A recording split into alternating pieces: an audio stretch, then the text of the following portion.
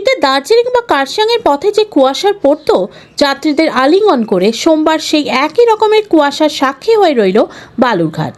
সোমবার রাতে ঘন কুয়াশায় ঢেকে যায় রাস্তাঘাট, দৃশ্যমানতা কমে আসে 20 মিটারের নিচে। আবহাওয়া দপ্তর সূত্রের খবর, কেবল বালুরঘাট নয়, দক্ষিণ দিনাজপুর জেলার বিভিন্ন জায়গাতেই এই অবস্থা সন্ধ্যের পর দেখা দিচ্ছে।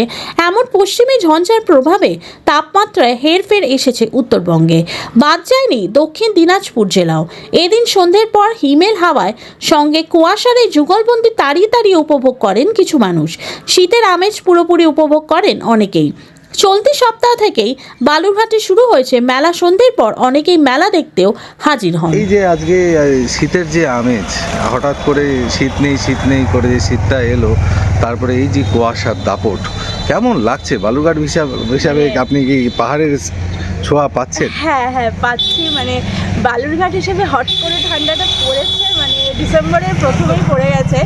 আর মানে সকাল থেকে এমনিই ওয়েদার ড্যাম্প ছিল, কিন্তু রাত মানে সন্ধ্যা নামতেই যে এরকম কুয়াশা ফেলবে, মানে মনে হচ্ছে যেন পাহাড়ে চলে এসেছি। বালুরঘাটে থাকতেই কালিম্পং বা সিকিমে, দার্জিলিং এসব সাইডে যে টাইপের কুয়াশা পড়ে, মনে হচ্ছে বালুরঘাটে মানে বসে ফিলিং, মানে বুঝতে পারছি, ফিল করছি যে আমরা পাহাড়ে চলে এসেছি। এই টাইপের ভীষণই ভালো লাগছে। এই ঠান্ডা, এই এতদিনে তিক্ততা গরম কাটিয়ে ঠান্ডা কেমন লাগছে?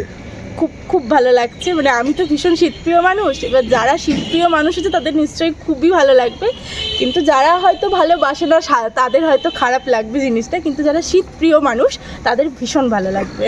আপনার নাম? আমার নাম দোয়েল কুণ্ডু।